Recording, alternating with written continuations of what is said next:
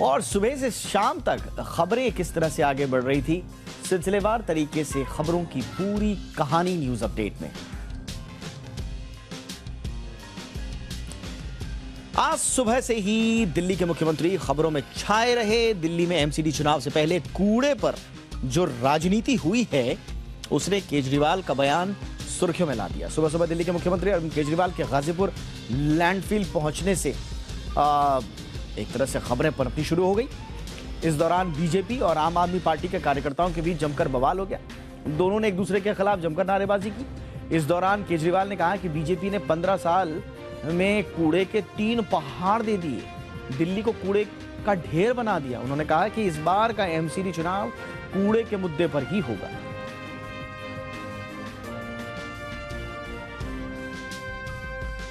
एक तरफ जहां कचरे के ढेर पर राजनीति चल रही थी, तो दूसरी तरफ नोट पर तस्वीर लगाने को लेकर भी सियासत जारी है। पहले दिल्ली के सीएम अरविंद केजरीवाल के नोटों पर लक्ष्मी गणेश की तस्वीर लगाने की मांग, तो अब कांग्रेस और बीजेपी ने भी अपनी मांग रखी है। कांग्रेस नेता मनीष तिवारी ने अंबेडकर साहब की फोटो लगाने की मांग की है, तो अब बीजेपी के नेता नितेश राणा ने 200 रुपए के नोट की तस्वीर शेयर की है, जिसमें नोट पर मराठा आइकन छत्रपति शिवाजी महाराज की तस्वीर लगी है। राणे ने फोटो ट्वीट करते हुए लिखा कि ये परफेक्ट है। कुल मिलाकर केजरीवाल ने जो चिंगारी छोड़ी है, वो धीरे धीरे आग बनती जा रही है।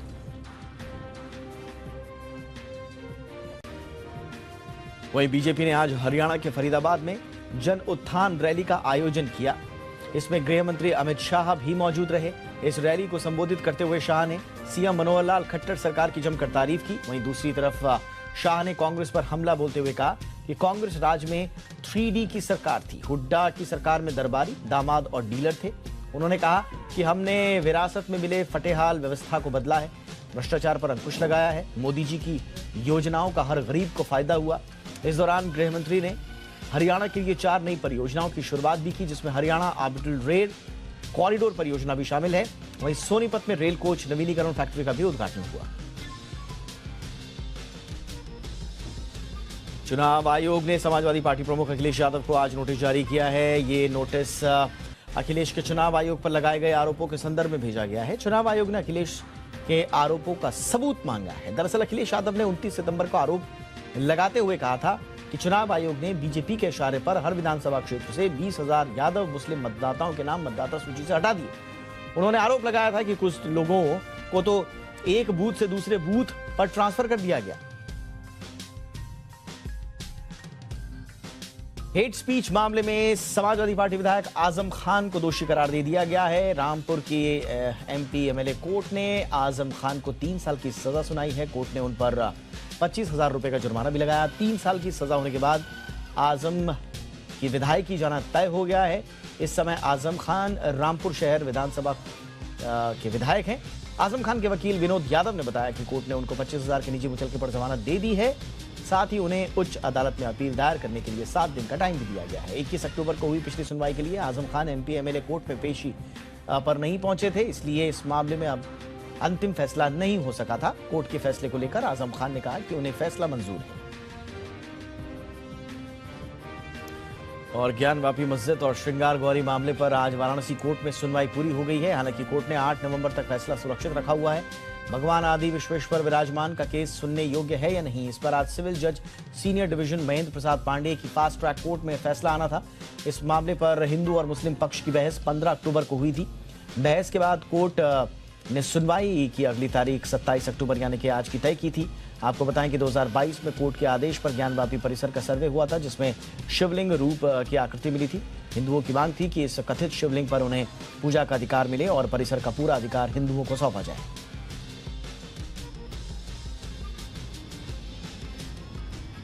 और आइए अब शुरू करते हैं आज की हमारी कवर स्टोरी।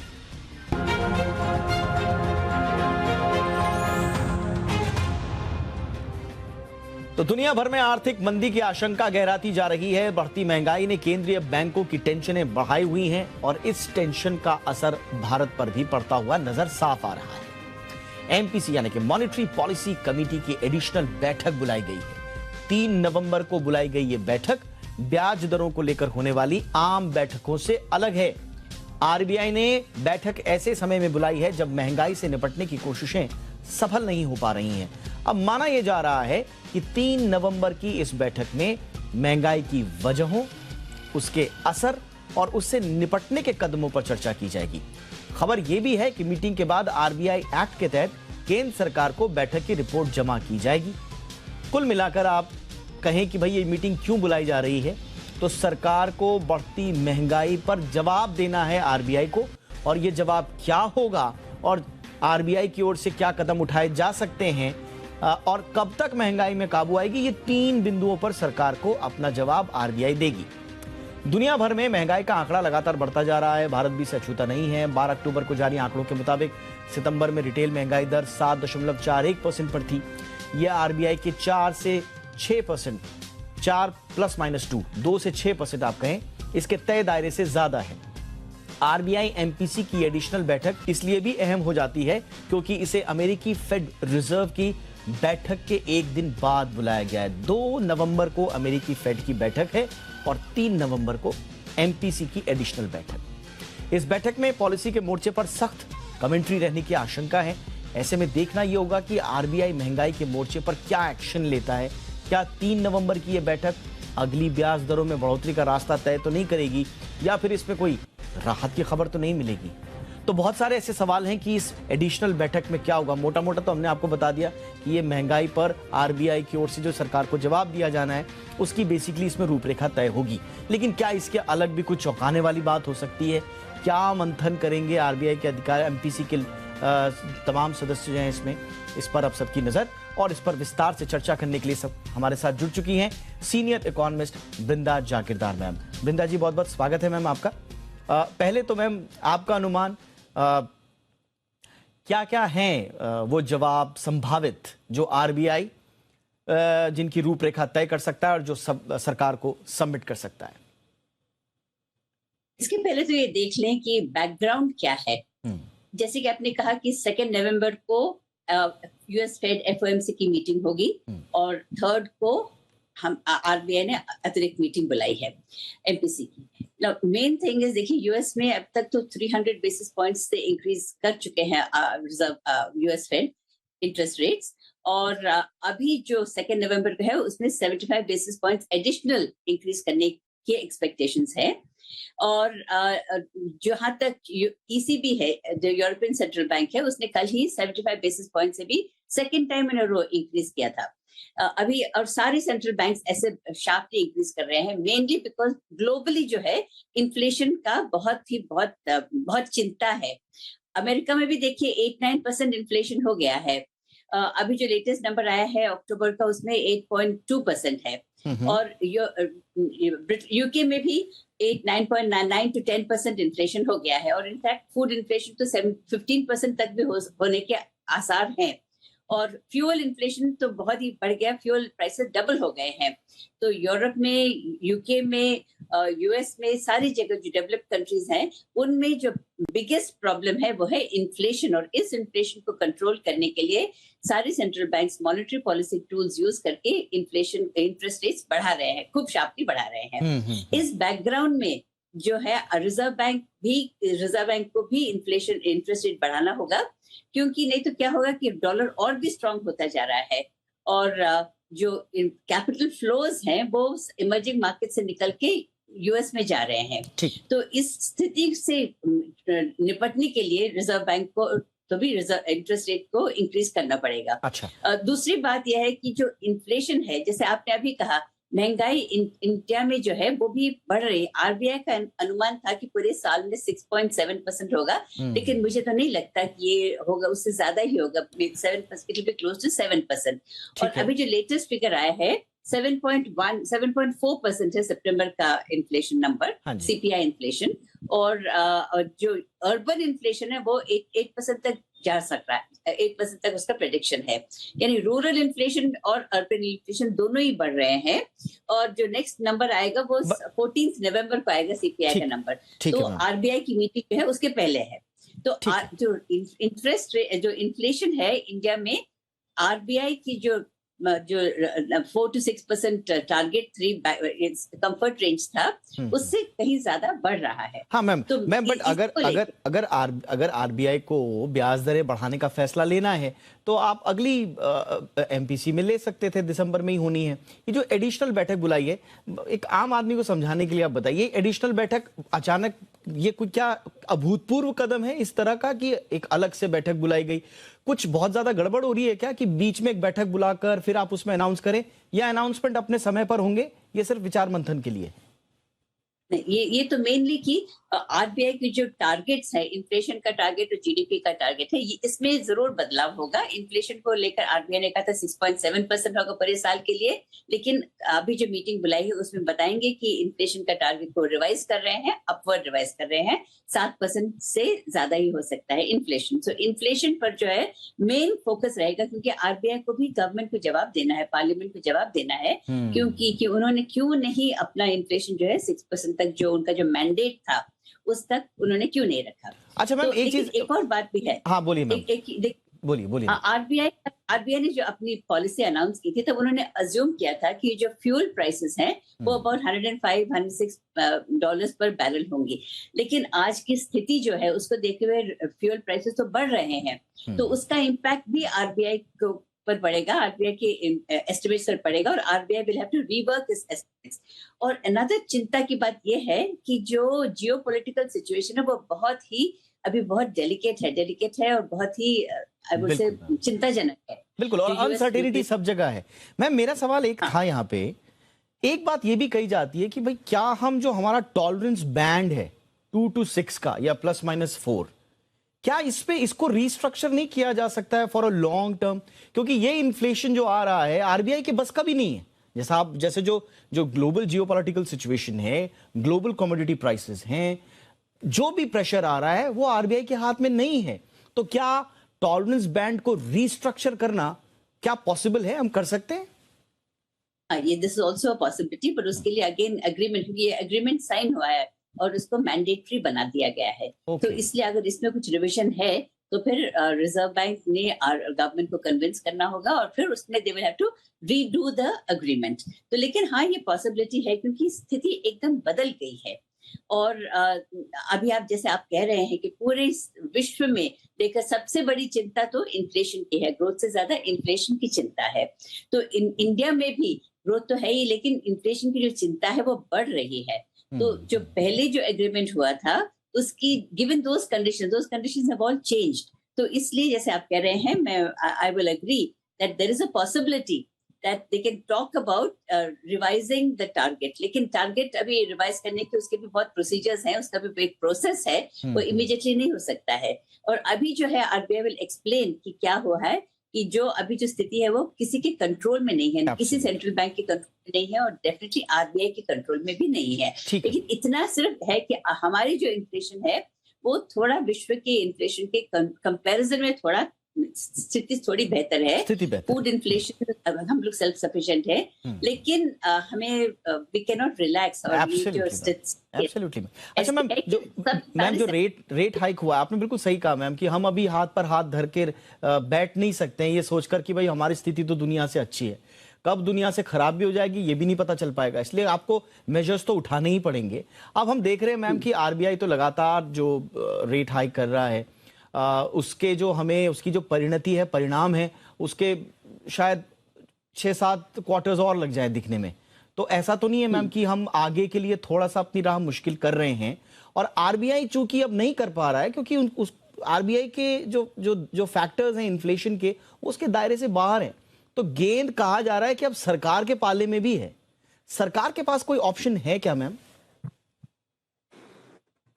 इन्फ्लेशन की जो हमने जब मॉनेटरी पॉलिसी टारगेटिंग एक्सेप्ट किया था तब रिजर्व बैंक की रिस्पॉन्सिबिलिटी थी। रिजर्व गवर्नमेंट ने कहा हम सपोर्ट करेंगे, लेकिन मेन रिस्पॉन्सिबिलिटी जो है वो रिजर्व बैंक की है। तो इसीलिए यहाँ पर उनको अग्री करके देखना होगा। Reserve Bank will have to convince the government कि सिचुएशन ऐसी है। अभी देखिए रिजर्व बैंक ने ये सोचा था जब अपने एस्टिमेट्स दिए थे कि जो 4th क्वार्टर में 5.8 हो जाएगा इन्फ्लेशन और नेक्स्ट ईयर 1st क्वार्टर में 5.0% होगा इन्फ्लेशन। तो ये तो कहीं जमता नहीं दिख रहा। तो इसलिए क्योंकि इसके जो फैक्टर्स जो कॉजेज हैं वो आरबीआई के कंट्रोल में नहीं है। तो ये ग्लोबल फैक्टर्स है, इसका जो ग्लोबल है, सारे जो क्या बोलते हैं, जो मेन कॉजेज हैं वो ग्लोबल है और it's not in the control of RBI. तो इसलिए आरबीआई यही कन्विंस करेगी गवर्नमेंट को कि हमें अभी थोड़े दिन समय तक इसके लिए थोड़ा एक्सेप्शन दे, और उसके बाद हम ट्राई करेंगे कि हम इन्फ्लेशन को और 6% तक ले आए। लेकिन इन द मीन टाइम ये जो आप बैंड दे रहे हैं इसमें कुछ रिलैक्सेशन की पॉसिबिलिटीज हो सकती है, लेकिन रिजर्व बैंक को कन्विंस करना पड़ेगा। और जैसे मैंने कहा, ये एक प्रोसेस है, गवर्नमेंट के हाथ में भी नहीं है कि हाँ आप रिजर्व आप कर लो। तो इसके लिए एक प्रोसेस पे जाना पड़ेगा और पूरा देखना पड़ेगा कि ये कैसे हो सकता है। और ये मैंडेटरी है, इसमें एक क्या बोलते हैं, it's more regulation and law driven by law, क्योंकि ये साइंड अग्रीमेंट है। तो इसमें से अगर हमको डिविएट करना है तो उसके लिए गवर्नमेंट और रिजर्व बैंक में एक अंडरस्टैंडिंग अग्रीमेंट की जरूरत है। बिल्कुल, बहुत बहुत शुक्रिया मैम इस तमाम जानकारी के लिए। तो देखना होगा कि ये एडिशनल जो मीटिंग है इसमें क्या कुछ निकल कर सामने आता है, क्योंकि हम देखते हैं कि एडिशनल मीटिंग कोई रेगुलर चीज़ नहीं है, यदा कदा ही देखने को मिलती है। इसलिए एक्सपेक्ट यही किया जा रहा है कि कुछ ठोस मेजर्स होंगे या फिर मंथन जो होगा वो बड़ा ठोस किया जाएगा इस बार महंगाई से निपटने के लिए। और वो जो जवाब, जो मिनट्स तय किए जाएंगे वो उन पर भी नजर रहेगी हमारी, और उसमें आरबीआई क्या सोच रहा है, सरकार को क्या जवाब देने की तैयारी की जा रही है, क्या आगे रोड मैप होगा, उसका विश्लेषण भी आपको हम जी बिजनेस पर लेकर आएंगे हमेशा की तरह। फिलहाल thank you so much ma'am, आपने हमारे दर्शकों के लिए वक्त निकाला। आइए अब बढ़ें आगे। ग्लोबल मंदी और बढ़ती महंगाई से दुनिया की सरकारें ही नहीं बल्कि आम लोग भी काफी ज्यादा परेशान हैं। लेकिन अगर आप सैलरीड हैं, वेतन भोगी हैं और भारत में काम करते हैं, स्वाभाविक रूप से हमारे दर्शक, आपके लिए गुड न्यूज है। अगले साल यानी कि 2023 में भारत दुनिया में सबसे ज्यादा सैलरी हाइक देगा। ये हम नहीं कह रहे, ये एक वर्कफोर्स कंसल्टेंसी फर्म है ईसीए, उसके ग्लोबल सर्वे में बात सामने आई है। सर्वे क्या कह रहा है जरा फटाफट बताएं आपको। अगर महंगाई को निकाल दिया जाए तो भी 5% के लगभग औसतन वेतन में इजाफा होगा, यानी कि 5% सैलरी हाइक तो आप पकड़ के चलिए, इतना तो आएगा ही आएगा। मौजूदा वक्त में दर 7% है, यानी कि कुल 10 से 12% तक आपकी सैलरी हाइक की उम्मीद कर सकते हैं। तो यानी कि 5 to 12 आप ये दायरा फिक्स कर लें, यहां तक कि सैलरी जो है अनुमान के मुताबिक आपकी सैलरी हाइक हो सकती है। एशियाई देशों में, अब से भारत से थोड़ा बाहर निकलते, एशियाई देशों में टॉप 10 देशों में से 8 में रियल टर्म सैलरी हाइक देखने को मिलेगा। और इसमें जहां भारत में सबसे ज्यादा 4.6% है, हमारे बाद वियतनाम का नंबर है जहां पर 4%, और फिर चीन का नंबर आता है 3.8% की रियल टर्म सैलरी हाइक की उम्मीद है। यानी कि इस श्रेणी में अगर आप देखें तो सैलरी हाइक के मामले में इंडिया सबसे आगे है। टॉप 5 इन देशों के अलावा ब्राजील और सऊदी अरब भी शामिल हैं। ये रिपोर्ट ऐसे वक्त में आई है जब दुनिया भर की कंपनियों में कर्मचारियों की छटनी हो रही है, दबाव आ रहा है। कई सीईओ जो हैं वो खुलकर ये भी कह रहे हैं, कई सीईओ के सर्वे भी आ चुके हैं, वो कह रहे हैं कि साहब मंदी आने वाली है। तो एक तरफ मंदी आने की आशंकाएं हैं, दूसरी तरफ ये जो सैलरी हाइक के आंकड़े आए हैं ये थोड़ा सा राहत देते हुए नजर आते हैं। भले ही भारत में सैलरी हाइक पर गुड न्यूज है, लेकिन दुनिया के ज्यादातर देशों में आर्थिक मंदी का डर साफ झलक रहा है। सर्वे के मुताबिक 2023 में केवल 37% देश ही रियल टर्म सैलरी हाइक देंगे, यानी कि हर देश में मिल रहा है सैलरी हाइक, ऐसा नहीं है। जिन देशों पर दबाव ज्यादा है, मंदी की आशंकाएं ज्यादा है, वहां पर सैलरी हाइक तो छोड़ दीजिए, लोगों की नौकरी बचे रहे, यही बहुत बड़ी बात है। मतलब ये कि बाकी देशों में रियल टर्म सैलरी हाइक ना के बराबर होने की संभावना है। ईसीए इंटरनेशनल के मुताबिक यूरोप इससे सबसे ज्यादा प्रभावित होगा। स्वाभाविक तौर पर वहां पर जो स्थितियां हैं हम सब उससे वाकिफ हैं।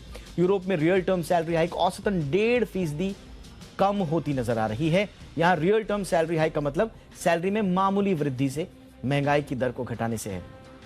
यूरोप के अलावा पाकिस्तान, घाना, टर्की, श्रीलंका में सैलरी हाइक में सबसे ज्यादा गिरावट आने की आशंका है, और उसके पीछे के कारण क्या है ये आप अच्छी तरह से जानते हैं। ब्लूमबर्ग के मुताबिक ईसीए इंटरनेशनल के इस सर्वे में 68 देशों की 360 मल्टीनेशनल कंपनियां शामिल हुई। अच्छा खासा नंबर है ये सर्वे में शामिल लोगों का। तो ये एक बढ़िया, एक ऑथेंटिक सर्वे आप कह सकते हैं। इस सर्वे से साफ जाहिर होता है कि आने वाला एक और साल महंगाई के मोर्चे पर लोगों के लिए मुश्किल भरा हो सकता है। लेकिन अच्छी बात यह है कि सारी चिंताओं के बावजूद भारत में सैलरी हाइक सबसे ज्यादा और सकारात्मक मोड में है। डिमांड हमारी शानदार बनी हुई है। महंगाई के मोर्चे पर आप जानते हैं, अभी हमने थोड़ी देर पहले आपको बताया कि आरबीआई लगातार मंथन कर रहा है। अब एमपीसी के अलावा जो एडिशनल मीटिंग्स हैं उनकी भी आयोजन होगा, उसमें कुछ विचार मंथन होगा और जो स्टेप्स लिए जा रहे हैं उसके बाद हम देख रहे हैं कि भारत में कोशिश की जा रही है कि दुनिया में जो जिस तरह का हाल है वो वैसा हाल हमारे यहाँ जो नहीं है, जो अछूती रह गई है, जो मंदी की मार और जो महंगाई की मार, उसको बरकरार रखा जाए। थोड़ा सा चर्चा इस पे कर लेते हैं। टीम लीज एचआर टेक के सीईओ सुमित सभरवाल हमारे साथ इस वक्त जुड़ चुके हैं। सुमित जी, बहुत बहुत स्वागत है। आपका विश्लेषण क्या कहता है इस सर्वे को लेकर? इंडिया टॉप पर तो है सैलरी हाइक में, लेकिन नंबर्स इतने अच्छे नहीं है जो कि हर एम्प्लॉय को पसंद आएंगे, बट स्टिल टॉप पर तो हैं हम। एब्सोल्युटली। इसको हमें एक पूरे होलिस्टिक व्यू में देखना पड़ेगा कि हम अपने देश में कितने भाग्यशाली हैं कि हम भारतवर्ष में हैं इस टाइम पे और सैलरीड हैं। अगर हम देखते हैं, हम सबसे ज्यादा हाईएस्ट हैं इन स्पाइट ऑफ इन्फ्लेशन, जितनी भी इन्फ्लेशन है। तो जैसे आप बता रहे थे 12% के आसपास अगर इन्फ्लेशन को जोड़ दिया जाए तो 12% के आसपास सैलरी हाइक है। वैसे अगर हम आते हैं धीरे धीरे लिस्ट के अंदर, तो सैलरी हाइक जो मलेशिया में और कंबोडिया में और बाकी देशों में आधी सैलरी हाइक हो जाती है, वो 2% के आसपास भी नहीं रहती, जो हमारी सैलरी हाइक अराउंड 4.6% है और ओवरऑल 12% है। लेकिन अगर हम कुछ देशों का देखते हैं, जैसे श्रीलंका है या अर्जेंटीना है, वहां पे 25 से 26% सैलरी डिक्रीज हो रही है। एक तो जैसे नौकरी जाने का खतरा तो डेफिनेटली जैसे आप बता रहे थे है ही है, लेकिन आप सोचिए कि 25 से 26% सैलरी डिक्रीज होना कितने बड़ा मायने रखता है किसी भी सैलरीड एम्प्लॉइज की। बिल्कुल। और ये जो सर्वे किया गया है, ये किया गया है अभी अगस्त सितंबर में। अभी जैसे जैसे आगे सिचुएशन अनफोल्ड होगी, जैसे जैसे परिस्थितियां बदलेंगी, हमें हमारे एनालिसिस के हिसाब से भारत स्ट्रांग ही बनेगा with respect to the other countries और बाकी देशों की तुलना में। इसलिए हमें ये तो एक बिगनिंग है। हम क्लियरली देखेंगे कि इंडिया मिडिल क्लास, जो इंडिया सैलरीड क्लास है, वो बहुत स्ट्रांगली इमर्ज करके आने वाली है जैसे जैसे हम लोग अगले 2023 की तरफ बढ़ेंगे। एब्सोल्युटली। और इसमें कोई दो राय नहीं है कि भारतीय अपनी सैलरी का जो मैनेजमेंट करते हैं ना, वो मिसाल है पूरी दुनिया में। कम सैलरीज है हमारी, बिल्कुल, हम इस बात से कोई दो राय तो है ही नहीं। हमारे यहाँ जो लेबर है वो चीप है अपेक्षाकृत दूसरे देशों की, और अपेक्षाकृत हमारी सैलरीज भी कम होती हैं। लेकिन जो सैलरी का मैनेजमेंट है, आप देखिए ना, 2008 की मंदी, उसके बाद के सिचुएशंस, आज की स्थिति आप देख लीजिए, तो मैनेजमेंट हमारा बेहतर है। ये सैलरी हाइक अगर आपने और अच्छे से मैनेज कर लिया तो फिर आपको इन्फ्लेशन की मार उतनी थोड़ा कम भी पड़ सकती है। बट ओवरऑल सुमित जी, ये बताइए कि हायरिंग का थोड़ा सा सिनारियो कैसा रहेगा? हमारे यहाँ आप लोग स्टडीज कर रहे होंगे, आप इंडस्ट्री के लोगों से बातचीत कर रहे होंगे, 2023 में सिनारियो कैसा रहेगा हायरिंग का? हायरिंग का सिनेरियो भी पॉजिटिव है रिलेटिवली दूसरे देशों के मुकाबले। और कई सेक्टर्स में अभी हम लोग अपना एनालिसिस कर रहे हैं 2023 में किस तरीके से हायरिंग होगा।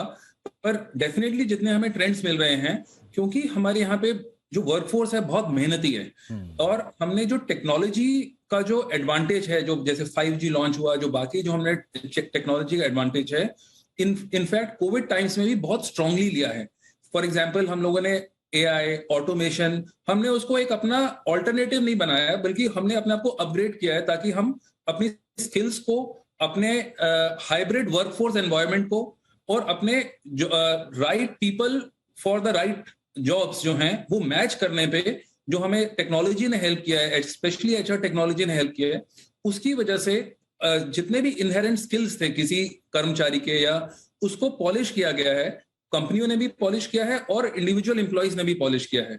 और इसकी वजह से क्या हुआ है कि प्रोडक्टिविटी जो है विज़ दूसरे कंट्रीज के मुकाबले, या जिन लोगों ने HR टेक्नोलॉजी यूटिलाइज नहीं करा उसके मुकाबले में, हमारी प्रोडक्टिविटी जो है वो बहुत ज्यादा है। इसके लिए अगर कोई एम्प्लॉयर अच्छी सैलरी देता है तो उसकी आउटपुट भी अच्छी है, इसीलिए हमें अच्छी सैलरी मिल रही है। हमें बिना आउटपुट के अच्छी सैलरी नहीं मिल, बिना आउटपुट के ऐसा नहीं है कि अच्छी सैलरी मिल रही हो। हमारे एम्प्लॉइज रिजल्ट दे रहे हैं और उसके लिए हमें सबसे बेस्ट सैलरी मिल रही है। बिल्कुल सर, इसमें कोई शक ही नहीं है। और हमारी जो वर्कफोर्स का लोहा है वो तो पूरी दुनिया मानती है। एक छोटी मोटी कंपनी के एक छोटे मोटे कर्मचारी से लेकर देशों के प्रधानमंत्रियों को ले लीजिए, अब तो हर जगह जो है भारतीय छाए हुए हैं। तो हमारे स्किल के ऊपर तो कभी किसी को शक रहा ही नहीं। बट एक अजीब सी सिचुएशन है सुमित जी, थोड़ा सा मामला अलग है, लेकिन मैं चाहता हूँ थोड़ा सा आप इसको थोड़ा सा समझाएं हमें।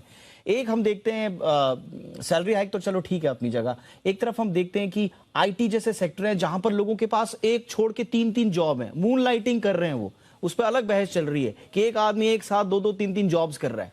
और दूसरे कई ऐसे सेक्टर्स हैं जहां पर बच्चे कोर्सेज करने के बावजूद नौकरियां नहीं पा रहे हैं, या उनकी एंट्री बहुत लेट हो रही है, या इंटर्नशिप उनकी बढ़ जा रही है। 2 महीने की इंटर्नशिप होनी चाहिए थी, पता चल रहा 7 साल भर इंटर्नशिप ही कर रहे हैं, और उसके बाद तनख्वाह मिलनी शुरू हो रही है तो वो भी बड़ी कम। तो ये एक अजीब सा एक इम्बैलेंस सा क्यों दिखता है? ये बहुत बहुत अच्छा क्वेश्चन है, बिकॉज कई सेक्टर्स में अभी तक टेक्नोलॉजी को पूरी तरीके से अडॉप्ट करा नहीं है या कर रहे हैं अपने साथ। और जैसे ही टेक्नोलॉजी को अडॉप्ट करेंगे, जैसे स्पेशली एचआर टेक्नोलॉजी को जैसे अडॉप्ट करेंगे, तो उस सेक्टर में उनका जो वर्क टाइम है, उसकी प्रोडक्टिविटी, उसकी एफिशिएंसी काफी ज्यादा उभर के आती है। हमने अपने रिजल्ट्स में देखा है कि करीब 50 to 55% ज्यादा एफिशिएंसी आ सकती है। जब इतनी एफिशिएंसी आएगी तो इसका मतलब कंपनी को जो रिजल्ट है, जो उस सेक्टर की कंपनीज को रिजल्ट है, वो ज्यादा मिलने वाला है। और जब उसको ज्यादा अच्छा रिजल्ट मिलेगा तो इनफैक्ट वो डिस्ट्रीब्यूशन एम्प्लॉइज में भी आएगा। तो आई थिंक जो एक टेक्नोलॉजी एडॉप्शन है उस सेक्टर के को लेकर के, वो हमें उस पर ध्यान देना है। हमें अपने वर्कफोर्स को स्किल करना है टेक्नोलॉजी के माध्यम से, उनको नए टेक्निक्स और नए टूल्स से पूरी तरीके से उनको अवगत कराना है, उनको ट्रेनिंग देनी है, ताकि हम उनको उनके सैलरी बढ़ा करके उनको अपने एक नया अच्छा स्टैंडर्ड ऑफ लिविंग दे पाए। तो ये डिफरेंस आ रहा है कई सेक्टर्स में विज़ दूसरे सेक्टर में जहां पे बहुत बहुत ज्यादा डिमांड है। एक जॉब के लिए बहुत कम लोग जो अवेलेबल हैं कई सेक्टर्स में। एब्सोल्युटली। बहुत बहुत शुक्रिया सर, आपने वक्त निकाला और इस महत्वपूर्ण विषय पर अपना विश्लेषण दिया। Thank you so much. Thank you. और आइए अब वक्त है इंडिया 360 की खास पेशकश मामला क्या है का।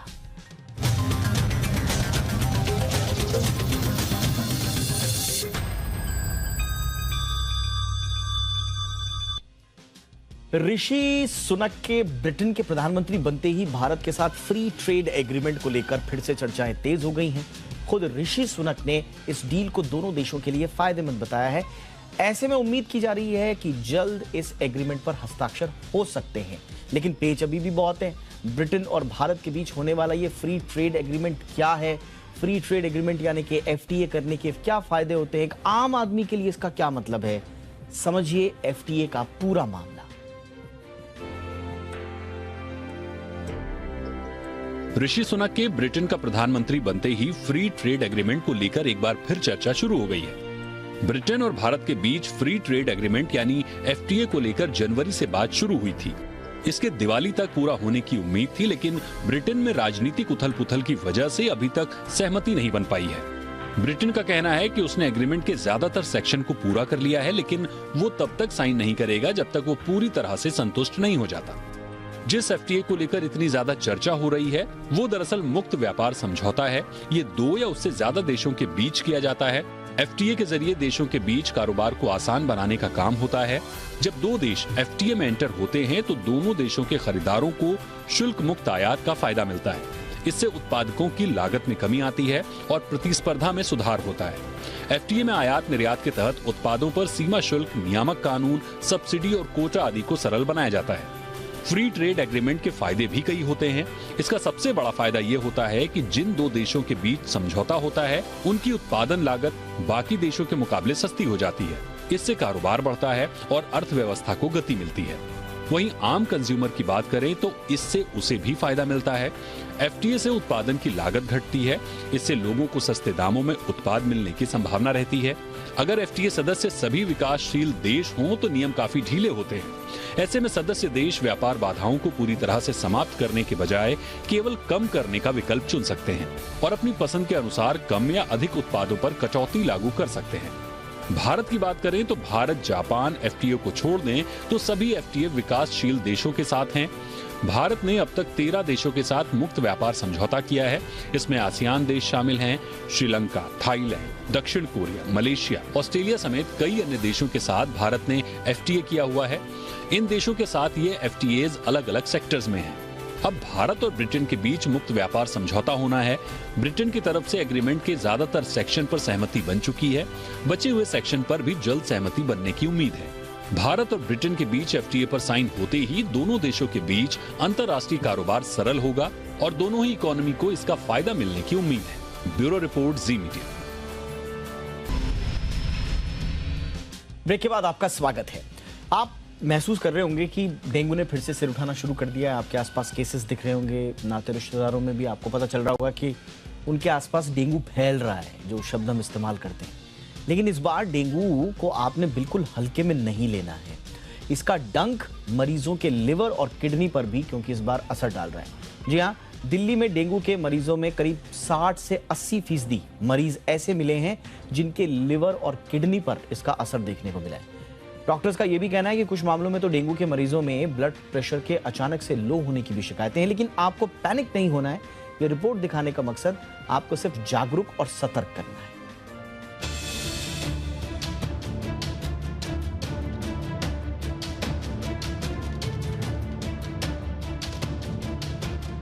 हर साल की तरह इस बार भी दिल्ली में डेंगू अपना असर दिखा रहा है। अकेले अक्टूबर महीने में ही डेंगू के 900 से अधिक मरीज मिले हैं।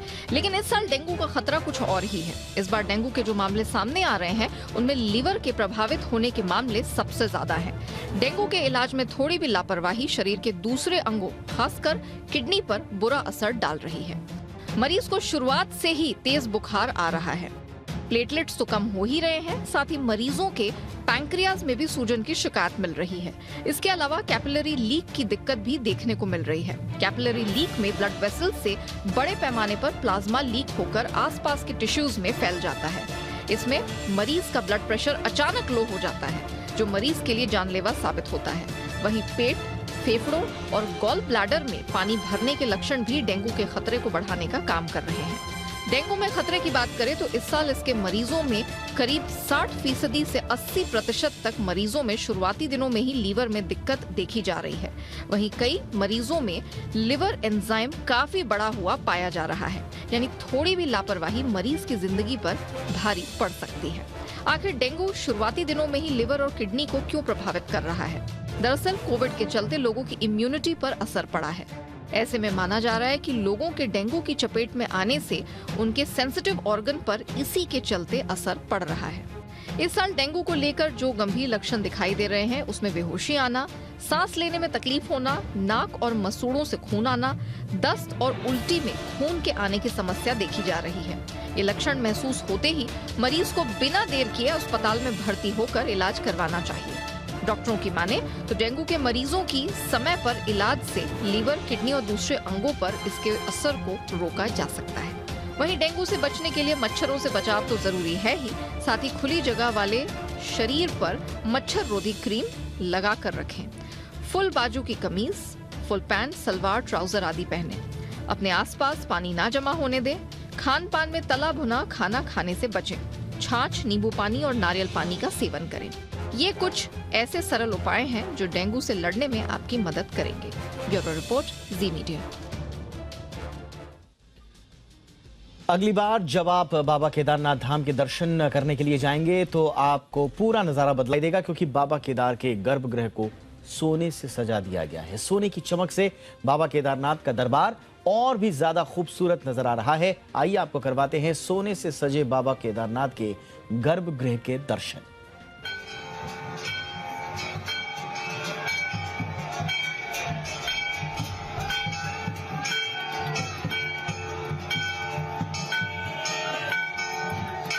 भव्य, दिव्य और अलौकिक धाम केदारनाथ धाम।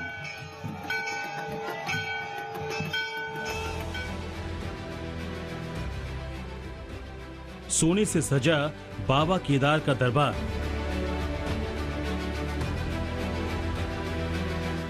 केदारनाथ धाम के गर्भगृह में सोना ही सोना। केदारनाथ धाम के गर्भगृह को स्वर्ण मंडित किया गया है। गर्भगृह में सोने की 550 परतें लगाई गई हैं। इन परतों से बाबा के गर्भगृह की दीवारों और छत को नया स्वरूप दिया गया है। महाराष्ट्र के एक दानदाता के सहयोग से बद्रीनाथ केदारनाथ मंदिर समिति ने इस काम को पूरा किया है।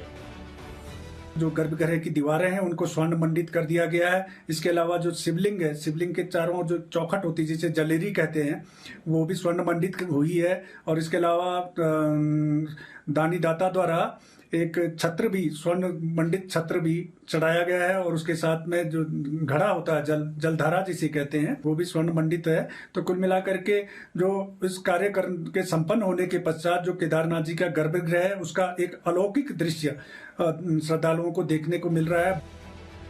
केदारनाथ धाम की भीतरी दीवारों पर गोल्ड प्लेट लगाने के काम की निगरानी एएसआई अधिकारियों ने की। इस काम को महज 3 दिन के अंदर अंजाम दिया गया। हालांकि ये काम उतना आसान नहीं था, क्योंकि गर्भगृह में पहले से ही चांदी की प्लेटें लगी हुई थी, जिन्हें हटाया गया। फिर चांदी की प्लेटों के स्थान पर तांबे की प्लेटों से नाप लिया गया। फिर इन प्लेटों की जगह गोल्ड की प्लेटें लगाई गई। सोने से सजे बाबा केदारनाथ के धाम की जो तस्वीरें सामने आई है, वो बेहद खूबसूरत हैं। केदारनाथ धाम अब पहले से ज्यादा अलौकिक नजर आने लगा है। ब्यूरो रिपोर्ट, जी मीडिया। मध्य प्रदेश में इंदौर के गौतमपुरा में हर साल दीपावली के अगले दिन होने वाले हिंगोट युद्ध की चर्चा सब जगह होती है। इस बार दीपावली के 2 दिन बाद आयोजित किया गया है ये, और युद्ध के मैदान में कलंगी और तुर्रा सेनाओं के वीर एक दूसरे के सामने थे। दोनों तरफ की सेनाएं सुलगते हिंगोट यानी कि आग के गोले से लैस थी। आइए देखते हैं कैसा रहा इस बार का हिंगोट युद्ध।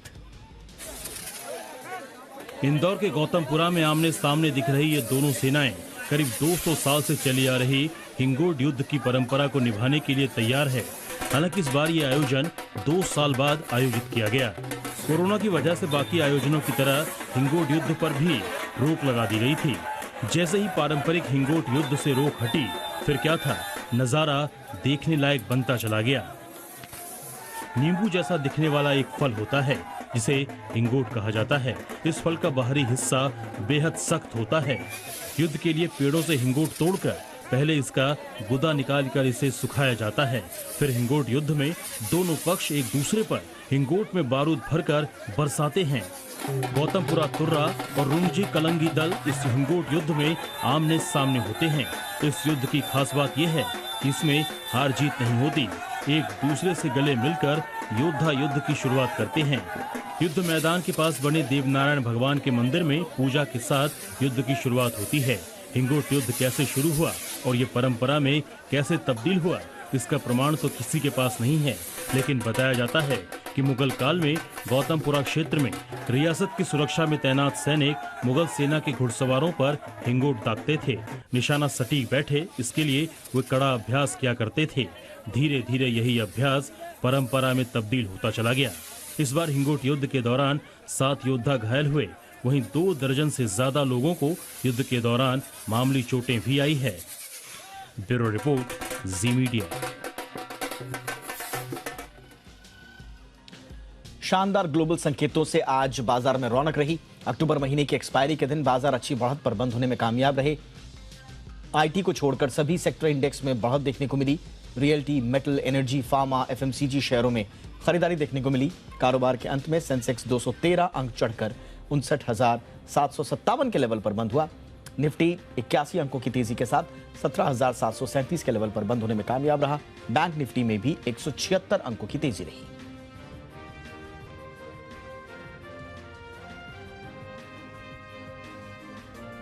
और ट्रेड शिफ्ट ब्रोकिंग के संदीप जैन सर हमारे साथ जुड़ चुके हैं मार्केट के आगे की स्ट्रैटेजी के लिए। संदीप जी, बहुत बहुत स्वागत है सर। सर, आगे आपका क्या अनुमान, मार्केट की चाल कैसी रहनी चाहिए और क्या करना होगा? आज बहुत इंपॉर्टेंट डे था मार्केट्स में। Yes. और आज कटान थी, सेटलमेंट था और बहुत ही वॉलेटाइल सेटलमेंट का सेशन था आज। और उसके बाद देखिए मार्केट जब लास्ट में, मुझे ध्यान आज मैं दोपहर के शो में भी टीवी पे था और जब अनिल जी ने बोला, एक प्रेडिक्शन दिया था कि इसके ऊपर बंद होता है तो बहुत बढ़िया लगता मार्केट, और वैसा ही एंडिंग में मार्केट ऑलमोस्ट अपने हाईज के आसपास बंद हुआ। और मुझे ऐसा लगता है कि कल भी मार्केट तेज खुलने चाहिए और बैंक निफ्टी बहुत बढ़िया परफॉर्म करो। और मेरा again favourite sector mid caps and small caps, they are doing very well. And मुझे लगता है कि स्टॉक स्पेसिफिक एक्शन काफी रहेगा। एंड साथ साथ ऐसा लेवल है जो कि 10,600 को क्रॉस किया, 17,600 को क्रॉस किया। And if it crosses 17,800 decisively, and I think मुझे लगता है कि कल हो जाएगा वो, तो मार्केट्स में एक बार और तेजी आनी चाहिए और एक शॉर्ट कवरिंग भी आनी चाहिए। तो मेरे हिसाब से आज भी शॉर्ट कवरिंग आई थी और भी जो रोल ओवर हुए हैं पोजीशन, वहां पे भी थोड़ी सी फिर वो नर्वसनेस आएगी। So let's see, 18,000 is again a big hurdle. और मेरे हिसाब से स्मॉल कैप्स और मिड कैप्स को एक्सप्लोर करना चाहिए because they are underperforming. और बैंक निफ्टी थोड़ा ज्यादा तेज चल रहा है और बाकी ग्लोबल क्यूज के भी जितने भी नेगेटिव एस्पेक्ट थे वो सारे के सारे कहीं ना कहीं डिस्काउंटेड हो चुके हैं, ऐसा मेरा मानना है। Thank you so much Sandeep sir बातचीत के लिए और हमारे दर्शकों की तैयारी कराने के लिए थैंक यू। देश में बायोटेक रेगुलेटर GEAC यानी कि जेनेटिक इंजीनियरिंग अप्रेजल कमिटी, इसने जेनेटिकली मॉडिफाइड सरसों को हरी झंडी दे दी है। इसे दिल्ली यूनिवर्सिटी की ओर से डेवलप किया गया है और अगर सरकार इसकी खेती को मंजूरी दे देती है तो ये भारत की पहली GM खाद्य फसल हो जाएगी। इससे पहले 2002 में सरकार ने ट्रांसजेनिक BT कपास की खेती को मंजूरी दी थी। कुछ अंतर्राष्ट्रीय खबरों का रुख कर लेते हैं। ईरान में शिया मस्जिद में हुई गोलीबारी की जिम्मेदारी ISIS ने ली है, जिसमें 15 लोगों की मौत हुई है। वहीं महसा अमीनी की मौत के 40 दिन पूरा होने पर उसकी कब्र पर हजारों लोग जमा हुए, जहां हिजाब के खिलाफ आंदोलन को और तेज करने की बात दोहराई गई है। यह है ईरान की दो तस्वीरें। पहली तस्वीर ईरान के शिराज मस्जिद की है, जहां फायरिंग में अब तक 15 लोगों की मौत हो गई है। पुलिस ने 2 संदिग्धों को पकड़ा है। वहीं ISIS ने इस हमले की जिम्मेदारी ली है। दूसरी तरफ 22 साल की ईरानी महिला महसा अमीनी की मौत के 40 दिन बाद भारी संख्या में लोग उसकी कब्र पर जमा हुए। महसा अमीनी को याद करने के लिए ईरानी शहर साकीज में भारी भीड़ जमा हुई। ये महिलाएं ईरान में अयतुल्ला खमीनी की तानाशाही के विरोध का प्रतीक बन गई हैं। इसके अलावा तेहरान के यूनिवर्सिटी कैंपस में हिजाब के विरोध में छात्राओं ने नारेबाजी की है। साथ ही एक सुर में I am a free woman के नारे भी लगाए।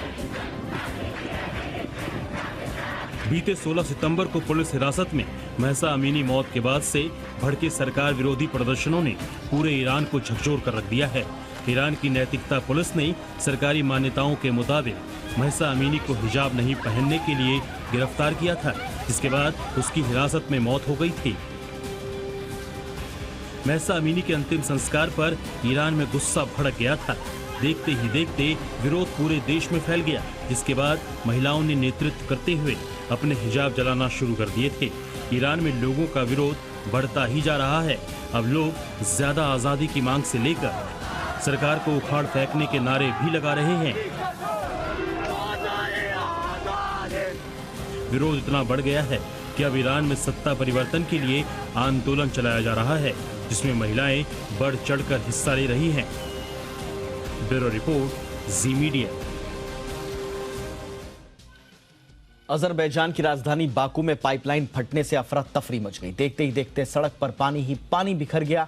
इसके बाद शहर के कई इलाकों में पानी की कमी हो गई। जमीन का सीना फाड़कर निकली पानी की इस मोटी धारा ने शहर के लोगों में दहशत भर दी। पहले तो लोग समझ ही नहीं पाए कि उनकी बगल से इतनी मोटी पानी की धारा आखिर निकली कैसे। जैसे ही इनकी समझ में आया फिर क्या था, मौके पर भागम भाग मच गई। जिसे जहां जगह मिली वो वहां भाग निकला, बस किसी तरह उनकी जान बच जाए। जी हाँ, ये है अजरबैजान की राजधानी बाकू का नजारा, जहां पानी सप्लाई की प्रमुख लाइन अचानक फट गई। पानी की पाइपलाइन फटने से चारों तरफ अफरा तफरी का माहौल बन गया। देखते ही देखते फटी पाइपलाइन से निकला पानी सड़क पर फैल गया। पाइपलाइन फटने से जिस नाटकीय अंदाज में पानी बहा वो जरूर देखने लायक था। हालांकि इसकी वजह से अजरबैजान की राजधानी बाकू के कई इलाकों में पानी की भारी किल्लत भी हो गई। फिलहाल पाइपलाइन फटने की वजह का खुलासा नहीं हुआ है, लेकिन इस बीच शहर में टैंकरों के जरिए पानी की सप्लाई की जा रही है। ब्यूरो रिपोर्ट, जी मीडिया।